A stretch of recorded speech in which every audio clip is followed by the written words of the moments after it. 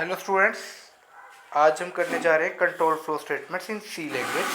सी language में control flow statements क्या होती हैं स्टूडेंट्स? जैसे कि हमें फ्लो का पता है। फ्लो का मतलब क्या होता है? वैसे फ्लो का मतलब क्या होता है? सीक्वेंस ऑफ बाइट्स आप कह सकते हो जो एक ऑर्डर में चल रहे हो।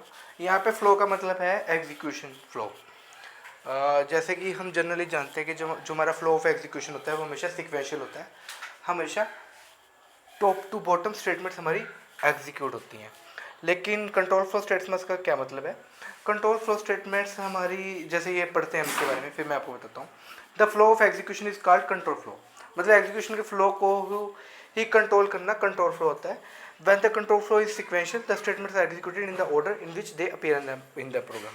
मतलब अगर आपकी जो कंट्रोल फ्लो स्टेटमेंट्स हैं अगर वो सिक्वेंशियल है, आपके जो कंट्रोल फ्लो है अगर सिक्वेंशियल है, तो हमेशा आपकी जो स्टेटमेंट्स हैं वो हमेशा टॉप टू बॉर्डर ऑर्डर में एग्जीक्यूट होंगी। मतलब जो इंस्ट्रक्शन पहले लिखी है वो पहले एग्जीक्यूट होगी, जो इंस्ट्रक्शन बाद में लिखी है वो बाद में एग्जीक्यूट होगी। मतलब एक जिस ऑर्डर में हमारी इंस्ट्रक्शंस लिखी हुई हैं उसी ऑर्डर में ही प्रोग्राम में वो एग्जीक्यूट होंगी। लेकिन अब बात आती है the programming constructs which are use to alter the control flow are called control structures. मतलब ऐसे प्रोग्रामिंग कंस्ट्रक्ट्स जो आपके इस कंट्रोल फ्लो को ऑल्टर करने के लिए यूज़ किए जाते हैं, चेंज करने के लिए यूज़ किए जाते हैं, उनको हम बोलते हैं कंट्रोल स्ट्रक्चर। तो समझ में आए बच्चा? जब तक हम कंट्रोल फ्लो स्टेटमेंट्स का यूज़ नहीं करते हमारी सारी फ्लो ऑफ कंट्रोल जो होता है वो सिक्वेंशियल होता है। हमेशा स्टेटमेंट्स आपकी टॉप टू बॉटम ऑर्डर में एग्जीक्यूट होती हैं। जिस ऑर्डर में इंस्ट्रक्शंस प्रोग्राम में लिखी होती हैं उसी ऑर्डर में वो वन बाय वन एग्जीक्यूट होती हैं। लेकिन अगर हम कंट्रोल स्ट्रक्चर्स का यूज़ करें तो हम अपने कंट्रोल ऑफ फ्लो को, जो हमारा ये फ्लो है ऑफ एग्जीक्यूशन है, इसको हम ऑल्टर कर सकते हैं, चेंज कर सकते हैं। जैसे कि मान लो मैंने कोई कंडीशन लगा दी।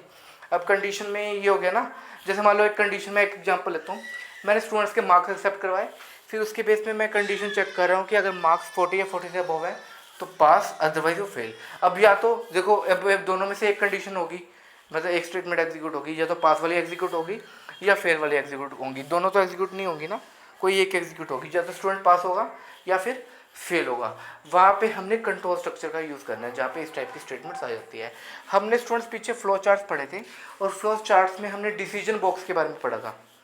अभी तक जितनी भी हमारे पास जितने भी हमने अभी तक प्रोग्राम्स किए हैं या पढ़े हैं उन सब में हमें डिसीजन बॉक्स की ज़रूरत नहीं थी। लेकिन यहाँ पे हमारे पास डिसीजन बॉक्स का रोल आ जाता है जब हमें कंडीशंस लगानी पड़ जाती है कि कंडीशन ट्रू है या फॉल्स है, येस है या नो है। ठीक है।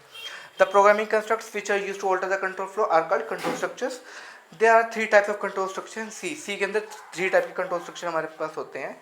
कौन कौन से हैं? पहला है आपका कंडीशनल कंट्रोल स्ट्रक्चर्स, जिनको हम सिलेक्शन स्टेटमेंट्स भी बोल सकते हैं और डिसीजन मेकिंग स्टेटमेंट्स भी बोल सकते हैं। दूसरा इटरेटिव स्टेटमेंट्स और लूप स्टेटमेंट्स। स्टूडेंट्स, इटरेटिव का मतलब होता है रिपीटेटिव, मतलब जहाँ पे स्टेटमेंट्स आपकी रिपीट होती हों, ऐसी जो स्टेटमेंट्स होती हैं उन्हें इटरेटिव स्टेटमेंट बोलते हैं, जो बार बार रिपीट होती हों।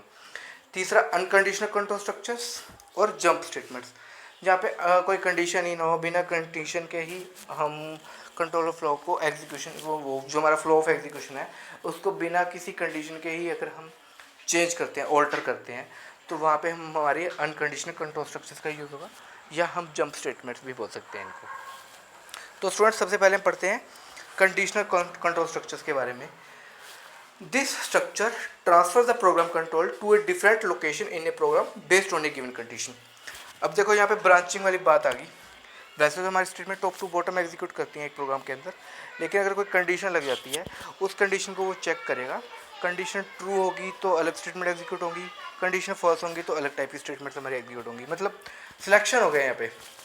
सिलेक्शन स्टेटमेंट्स बोल सकते हैं कि हम पर्टिकुलर सेट ऑफ स्टेटमेंट्स को इसमें सेलेक्ट कर लेते हैं बेस्ड ऑन द कंडीशन, या हम इनको डिसीजन मेकिंग स्टेटमेंट्स भी बोल सकते हैं क्योंकि डिसीजन मेकिंग इसी में आती है।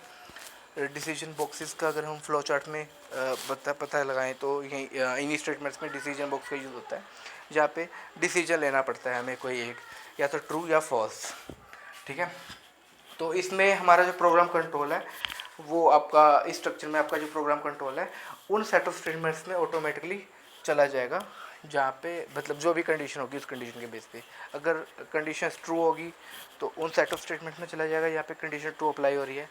अदरवाइज ये सेट ऑफ स्टेटमेंट्स में चला जाएगा जहाँ पे हमारी कंडीशन फॉल्स हो रही है। डिपेंड करेगा कि हमारी जो कंडीशन है वो ट्रू है या फॉल्स है। ठीक है students. The conditional control structures are as follows.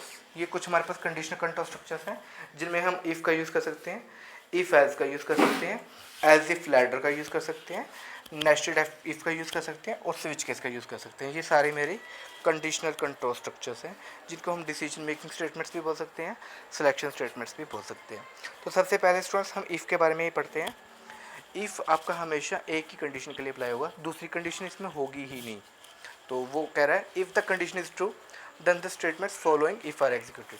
अगर आपकी कंडीशन ट्रू है तो इफ़ के बाद वाली जो भी स्टेटमेंट्स होंगी वो एग्जीक्यूट होंगी जो इफ़ को फॉलो करती होंगी, ठीक है। बाकी स्टेटमेंट्स आपकी एग्जीक्यूट नहीं होंगी। अब नीचे एग्जांपल में देख लेते हैं स्टूडेंट्स। यहाँ पे मैंने लिखा है इफ़ मार्क्स ग्रेटर देन और इक्वल टू 40। मार्क्स की वैल्यू हम पहले डलवा लेंगे यूज़र से या हम इनिशियलाइज कर देंगे मार्क्स वेरिएबल को। तो यहाँ पे स्टूडेंट मैंने लिखा है इफ़ पैरेंथेसिस में मैंने लिखा है मार्क्स ग्रेटर देन और इक्वल टू 40। ये कंडीशन होगी कि मार्क्स जो वेरिएबल है अगर उसकी वैल्यू आपकी 40 या 40 से अबोव है तो हम इसको ट्रू मान लेते हैं हमेशा।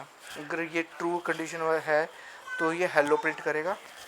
अदरवाइज़ फॉल्स के लिए यहाँ पे हमने कोई कंडीशन लगाई ही नहीं। फॉल्स अगर कंडीशन होगी तो कुछ भी नहीं आएगा, ट्रू होगी तो हेलो आएगा। तो एक बार सोच लो स्टूडेंट्स, मैं आपसे ही पूछ लेता हूँ, मान लो मार्क्स की वैल्यू है 30 तो क्या आना चाहिए। एक बार मान लो मार्क्स वेरिएबल है उसकी वैल्यू 30 है तो क्या प्रिंट करना चाहिए इसको। स्टूडेंट्स मार्क्स की वैल्यू अगर 30 है तो ये सिर्फ बाय प्रिंट करेगा, हेलो प्रिंट नहीं करेगा। समझे क्यों? क्योंकि बाय जो लिखा हुआ है प्रिंट एफ में बाय लिखा हुआ है वो किसी भी कंडीशन का पार्ट नहीं है, वो आपका हमेशा एग्जीक्यूट होना ही होना है। जबकि हेलो आई कंडीशन का पार्ट है, कंडीशन ट्रू होगी तभी हेलो प्रिंट होगा, कंडीशन फॉल्स होगी तो हेलो प्रिंट नहीं होगा। लेकिन बाय हमेशा यहाँ पे प्रिंट होगा क्योंकि बाय इज जो बाय लिखा हुआ है वो किसी कंडीशन का पार्ट नहीं है, जबकि हेलो एक कंडीशन का पार्ट है। तो मार्क्स मैंने 30 लिखा है तो सिर्फ बाय प्रिंट होगा। लेकिन अगर मैंने मार्क्स की वैल्यू मान लो 60 लिखी है, मार्क्स इज इक्वल टू 60 है, तो इसमें दोनों प्रिंट होंगे, हेलो भी प्रिंट होगा, बाय भी प्रिंट होगा।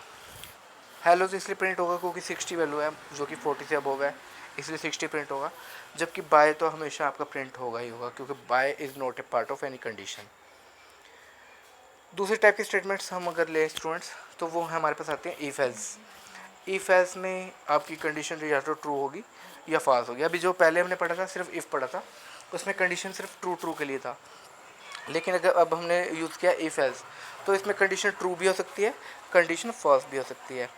तो if the condition is true then the statements following if are executed. हमेशा इफ़ वाली स्टेटमेंट्स को हम ट्रू मानते हैं, ट्रू कंडीशन के लिए यूज़ होती हैं आपकी। तो अगर आपकी कंडीशन ट्रू होगी तो जो स्टेटमेंट्स इफ़ को फॉलो करती होंगी वो एग्जीक्यूट होंगी, otherwise statements following else are executed. अगर कंडीशन फॉल्स होगी तो हमेशा एज के बाद वाली स्टेटमेंट्स आपकी एग्जीक्यूट होंगी। अब ये एग्जांपल जो हमने पीछे किया था उसी एग्जांपल को हम दोबारा देखते हैं थोड़ा सा चेंज करने के बाद।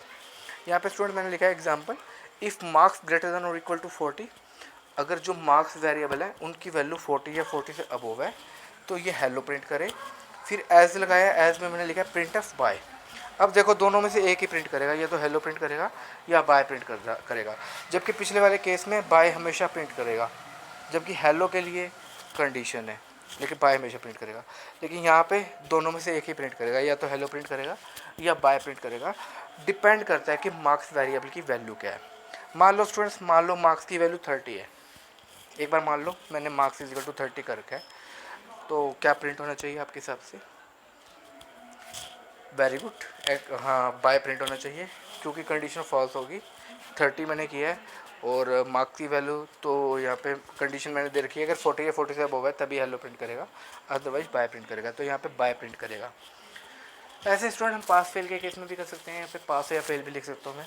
अगर मार्क्स की वैल्यू 40 या 40 से अबव है तो पास दिखाऊंगा, अदरवाइज मैं फेल दिखाऊंगा। तो इस तरीके से हम कंडीशन ट्रू या फॉल्स के लिए इफ एल्स का यूज़ कर सकते हैं अगर आपके पास सिर्फ दो ही कंडीशन हो, ट्रू या फॉल्स। नेक्स्ट चलें स्टूडेंट्स, एज इफ लैडर। ये स्टूडेंट हम यूज़ करते हैं मल्टीपल कंडीशंस के लिए। स्टूडेंट्स एक चीज़ और आप नोट कर लेना, आप सिंटैक्स जरूर देख लेना कि कैसे मैंने लिखा है। आप इनके सिंटैक्स नोट कर लेना कैसे मैंने इफ़ यूज़ किया था। मैंने लिखा था इफ़, फिर पैरेंथेसिस में वेरिएबल के साथ मैंने कंडीशन यूज़ की, उसके बाद इफ़ की कर्ली ब्रेसेस मैंने स्टार्ट की, उसमें जो उसकी सेट ऑफ स्टेटमेंट्स हैं उनको लिखेंगे, उसके बाद कर्ली ब्रेस को क्लोज कर देंगे। इसी तरीके से स्टूडेंट्स इफ एल्स इफ में इफ एल्स में हमने क्या लिखा, इफ के बाद पैरेंथेसिस में कंडीशन लिखी, फिर इफ़ की मैंने बॉडी स्टार्ट कर दी ओपन कर्ली ब्रेस के साथ और क्लोज कर्ली ब्रेस के साथ, जिसमें उसकी सेट ऑफ स्टेटमेंट्स आ जाएंगी। फिर उसके नीचे एल्स की मैंने इसी तरीके से बॉडी स्टार्ट किया है ओपन कर्ली ब्रेस के साथ, उसकी सेट ऑफ स्टेटमेंट्स आ जाएंगी और फिर क्लोज कर्ली ब्रेस से हम उसकी सेट ऑफ स्टेटमेंट्स को क्लोज कर देंगे। अब बात आती है स्टूडेंट्स एज इफ लैडर की। एज इफ लैडर यूज़ करते हैं मल्टीपल कंडीशंस के लिए, पढ़ते हैं इसके बारे में। If there are multiple conditions then else if ladder is used. If a match is found, then the statements following that particular if are executed. Otherwise the statements following else are executed. तो students इसमें बहुत सारे आपके as if लग जाएंगे। जो भी condition हमारी ट्रू होगी उस पर्टिकुलर इफ़ के बाद वाली स्टेटमेंट्स आपके एग्जीक्यूट हो जाएंगी। अगर कोई भी कंडीशन ट्रू नहीं है तो लास्ट में एक एज स्टेटमेंट्स होंगी, एज स्टेटमेंट्स आपकी एग्जीक्यूट हो जाएंगी उस केस में। तो एग्जांपल देखते हैं स्टूडेंट्स। एग्जांपल में मान लो मार्क्स की मैं कोई भी वैल्यू यूज़र से एंटर करवा देता हूँ। मार्क्स एक वेरिएबल है जिसकी वैल्यू मैं यूज़र से एंटर करवा रहा हूँ, या आप खुद भी मार्क्स वेरिएबल की वैल्यू को इनिशियलाइज कर सकते हो। तो अब मैंने कंडीशन लगा दी, इफ़ मार्क्स ग्रेटर देन और इक्वल टू 90, मतलब मार्क्स जो वेरिएबल है अगर उसकी वैल्यू 90 या 90 से अबोव है तो ये प्रिंट करेगा ग्रेड ए। ग्रेड ए से पहले मैंने बैक स्लैश एन लगाया। बैक स्लैश एन एक न्यू लाइन करेक्टर के लिए होता है, न्यू लाइन के लिए होता है, तो ये ग्रेड ए प्रिंट कर देगा। इसी तरीके से फिर स्टूडेंट मैंने एज इफ़ लगाया है दूसरी कंडीशन के लिए, क्योंकि मल्टीपल कंडीशन है ना यहाँ पे। Else if marks greater than और इक्वल टू 70, अगर मार्क्स 70 या 70 से अबव है तो ये प्रिंट करेगा ग्रेड बी। अब कुछ स्टूडेंट्स का कन्फ्यूजन है, मान लो किसी स्टूडेंट्स के मार्क्स 80 हैं तो 70 से अबव हो गए, या किसी स्टूडेंट्स के मार्क्स मान लो 100 हैं तो वो marks greater than equal to 70 में गिने जाएंगे, या मार्क्स ग्रेटर देन और इक्वल टू 90 में गिने जाएंगे। तो स्टूडेंट मैं आपको बता देता हूँ, सबसे पहले ही कंडीशन हमारी टॉप टू बॉटम हमेशा चलती है। तो पहले तो यही चेक हो जाएगा कि मार्क्स की वैल्यू 90 या 90 से अबव है, और मान लो मार्क्स 95 है तो वो वहीं पर ही ग्रेड ए को शो कर देगा। आपको नेक्स्ट कंडीशन में जाना ही नहीं पड़ेगा। नेक्स्ट कंडीशन में तब जाएगा जब पहली वाली कंडीशन फॉल्स होगी तो, ठीक है। तो यहाँ ग्रेड बी प्रिंट कर देगा। इसी तरीके से एज इफ मैंने लिखा marks greater than equal to, अगर ये वाली कंडीशन फॉल्स हो जाती है सेकंड वाली, तो फिर ये चेक करेगा कि क्या मार्क्स 50 या 50 से अबव है। अगर ये कंडीशन ट्रू है तो सी प्रिंट कर देगा। अगर इन तीनों में से कोई भी कंडीशन आपकी ट्रू नहीं है तो एल्स के बाद वाली स्टेटमेंट्स आपकी एग्जीक्यूट होंगी, जो कि लिखा होगा ग्रेड ई। इस तरीके से स्टूडेंट्स मल्टीपल कंडीशंस के लिए हम एज इफ लैडर का यूज़ कर सकते हैं। आप स्क्रीनशॉट ले सकते हो, देख सकते हो, कॉपी में नोट कर सकते हो कि मैंने कैसे यूज़ किया। पहले मैंने इफ़ के बाद पैरेंथेसिस लगाई, कंडीशन लिखा, उसकी बॉडी को मैंने लिखा कि उसकी बॉडी में मुझे क्या डिस्प्ले करना है। फिर एज इफ में दूसरी कंडीशन लगाई, उसकी बॉडी में मुझे क्या लिखना है वो मैंने नोट किया। फिर इसी तरीके से तीसरा एज इफ लगाया है तीसरी कंडीशन के लिए। ऐसे स्टूडेंट्स जितनी भी कंडीशंस हैं सब के लिए हम ये यूज़ कर सकते हैं। लास्ट में एज स्टेटमेंट आ जाती है। जब कोई भी कंडीशन ट्रू नहीं है तो सिर्फ एज वाली स्टेटमेंट्स हमारी वहाँ उस केस में एग्जीक्यूट होती है। तो काफ़ी इंपॉर्टेंट है ये स्टूडेंट्स, ये कंट्रोल स्ट्रक्चर है, आपने इसको नोट करना है। नेक्स्ट स्टूडेंट्स है नेस्टेड इफ़। जब हम एक इफ़ को दूसरे इफ़ के अंदर यूज़ करते हैं तो उसको हम बोलते हैं नेस्टेड इफ़। जैसे एग्जांपल में देखें, यहाँ पे स्टूडेंट्स मैंने कंडीशन लगा रखी है कि इफ़ ए की वैल्यू बी से ग्रेटर है, फिर उसकी बॉडी मैंने स्टार्ट कर दी। फिर उसकी बॉडी में जाने के बाद भी मैंने ये चेक किया क्या ए की वैल्यू सी से भी ग्रेटर है, अगर है तो ए को प्रिंट कर देंगे। इसमें स्टूडेंट अगर चाहो तो मैं और भी कंडीशन लगा सकता हूँ, लेकिन मुझे सिर्फ ये दिखाना था कि एक इफ़ के अंदर मैंने दूसरा इफ़ कैसे यूज़ किया। तो इस तरीके से हम एक इफ़ के अंदर दूसरा इफ़ यूज़ कर सकते हैं। ये आपका नेस्टेड इफ़ का एग्जांपल है। हम स्टूडेंट्स कुछ प्रोग्राम भी करेंगे, मैं आपको कुछ प्रोग्राम्स और जो बहुत ही इंपॉर्टेंट प्रोग्राम्स हैं और उनके लॉजिक्स हैं वो अभी मैं चाह रहा हूँ कि आपको क्लियर करवाऊँ अलग अलग वीडियोस के थ्रू। तो आप मेरे सारे वीडियोस को शेयर, लाइक, सब्सक्राइब करते रहिए, ठीक है। आपको बहुत फ़ायदा मिलने वाला है। जो स्टूडेंट्स लैंग्वेज से घबराते हैं उनको इसका बहुत ज़्यादा फ़ायदा मिलेगा, ठीक है स्टूडेंट्स। तो नेक्स्ट चलें। नेक्स्ट है मेरे पास students switch case. Switch case कैसे यूज़ होता है, तो स्विच केस हम कैसे यूज़ करते हैं। Switch statements successfully test the value of an expression against a list of integer और कैरेक्टर कांस्टेंट। मतलब स्विच स्टेटमेंट्स में हम किसी भी एक्सप्रेशन की वैल्यू को टेस्ट कर सकते हैं और कुछ उसके बदले में कुछ इंटीजर और करैक्टर कांस्टेंट के साथ उस वैल्यू को मैच करेंगे। मतलब हम यूज़र से एक वैल्यू एक्सेप्ट करवाते हैं या किसी एक्सप्रेशन का कुछ रिजल्ट आता है, उस रिजल्ट की वैल्यू को मैं कुछ इंटीजर और करैक्टर कांस्टेंट्स के साथ चेक करवाता हूँ। अगर मैच मिल जाता है तो स्टेटमेंट्स उस पर्टिकुलर केस के बाद वाली एग्जीक्यूट होंगी। अगर कोई भी मैच नहीं मिलता तो स्टेटमेंट डिफ़ॉल्ट कीवर्ड के बाद आने वाली एग्जीक्यूट होंगी। और इन केसेस में हम एक केस से बाहर आने के लिए ब्रेक स्टेटमेंट का यूज़ करते हैं। तो break statement causes an exit from the switch statement. तो ब्रेक स्टेटमेंट से हम किसी भी स्विच स्टेटमेंट से बाहर आ सकते हैं। ठीक है, तो ब्रेक स्टेटमेंट का यूज़ हम स्विच स्टेटमेंट से बाहर आने के लिए करते हैं। अब मैं आपको एग्जांपल बताने जा रहा हूँ। तो स्टूडेंट्स में यहाँ पे मैंने एक वेरिएबल ले रखा है डे, और डे की वैल्यू मैंने लिख रखी है 2। मैंने लिख रखा है int day is equal to 2। Switch के अंदर मैंने डे की वैल्यू को पास कर दिया, डे वेरिएबल की वैल्यू को।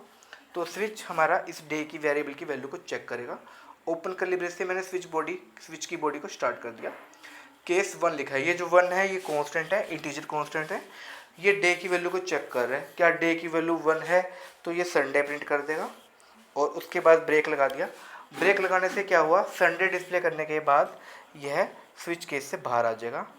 ठीक है, इसी तरीके से सेकंड स्टेटमेंट, अगर स्टूडेंट्स अगर मान लो डे की वैल्यू 2 होती तो ये प्रिंट करता मंडे, और फिर ब्रेक का मतलब स्विच से बाहर आ जाएगा। इसी तरीके से अगर डे की वैल्यू 3 है तो ये ट्यूसडे प्रिंट करेगा, और ब्रेक का मतलब ये डिस्प्ले करने के बाद स्विच से बाहर आ जाएगा। डिफ़ॉल्ट अगर कोई भी स्टेटमेंट कोई भी केस मैच नहीं करता तो ये डिफ़ॉल्ट वाली स्टेटमेंट को एग्जीक्यूट करेगा, मतलब इनवैलिड डे नंबर आ जाएगा। अब देखो स्टूडेंट्स, इस केस में क्योंकि डे की वैल्यू 2 है तो क्या आना चाहिए, मंडे आना चाहिए, और मंडे डिस्प्ले करने के बाद इसे स्विच केस से बाहर आ जाना चाहिए। एक स्टूडेंट्स एक क्वेश्चन पूछा हुआ था एक पेपर में, क्या ब्रेक जो है मैंडेटरी है स्विच केस के अंदर। तो मैं कहता हूँ कि break is not mandatory in switch case, break is optional. अगर हम यहाँ पर ब्रेक हटा देते हैं तो ये मंडे डिस्प्ले करने के बाद स्विच से बाहर नहीं आएगा, सीधा मंडे के बाद ये ट्यूसडे को भी डिस्प्ले कर देगा इस केस में। ठीक है स्टूडेंट्स, तो ये एग्जांपल हम नेक्स्ट वीडियो में पढ़ेंगे। अभी आप इतना देखिए, ठीक है। और कोई भी आपको दिक्कत है तो आप मुझसे कमेंट्स करके पूछ सकते हो। तो मैंने आपको स्विच जितनी भी कंडीशंस हैं वो बताने की कोशिश की, और स्विच केस को बताने की कोशिश की। आप इस टाइप के प्रोग्राम्स को लिखिए। मैंने आपको एक सिंपल प्रोग्राम तो बता ही रखे हैं कुछ, उन प्रोग्राम्स की हेल्प से आप ये प्रोग्राम्स लिख सकते हो आसानी से। ठीक है, तो स्टूडेंट्स अगर मैं आपको कुछ क्वेश्चन दूँ तो आप करोगे। मैं आपको इफ से रिलेटेड क्वेश्चन दे रहा हूँ, आप नोट कर लीजिए। मुझे यूज़र से 2 नंबर एक्सेप्ट करवाने हैं, और उन दोनों नंबर्स में मुझे ग्रेटर नंबर बताना है कि कौन सा नंबर ग्रेटर है। एक प्रोग्राम आपको ये करना है, दोनों नंबर्स में मुझे ग्रेटर नंबर बताना है, और उस ग्रेटर नंबर को आपने बताना है कौन सा नंबर ग्रेटर है, ए नंबर ग्रेटर है या बी ग्रेटर है, जो भी है। ठीक है, अच्छा दूसरा क्वेश्चन स्टूडेंट्स, मुझे यूज़र से ना रेडियस एक्सेप्ट करवानी है, सर्कल की रेडियस एक्सेप्ट करवानी है, और उसके बाद यूज़र से मुझे चॉइस लेनी है कि यूज़र को एरिया ऑफ सर्कल चाहिए या सरकमफेरेंस ऑफ सर्कल चाहिए। तो स्टूडेंट यूज़र कोई एक चॉइस सेलेक्ट करेगा, या तो वो एरिया सेलेक्ट करेगा या सरकमफेरेंस सेलेक्ट करेगा। अगर एरिया सेलेक्ट करता है तो उसे हमें एरिया कैलकुलेट करके दे देंगे, अगर वो सरकमफेरेंस सेलेक्ट करता है तो हम उसे वो सेलेक्ट करके दे देंगे। लेकिन उससे पहले मुझे यूज़र से एरिया रेडियस मंगवानी पड़ेगी। तो पहले मैं यूज़र से रेडियस मंगवाऊँगा, उसके बाद यूज़र से हम चॉइस लेंगे कि यूज़र को एरिया ऑफ सर्कल चाहिए या सरकमफेरेंस ऑफ सर्कल चाहिए। जो भी चाहिए वो हम उसको कैलकुलेट करके दे देंगे। तो स्टूडेंट्स आज के लिए इतना ही। Thank you very much. मेरे वीडियोज़ को शेयर लाइक सब्सक्राइब करते रहिए।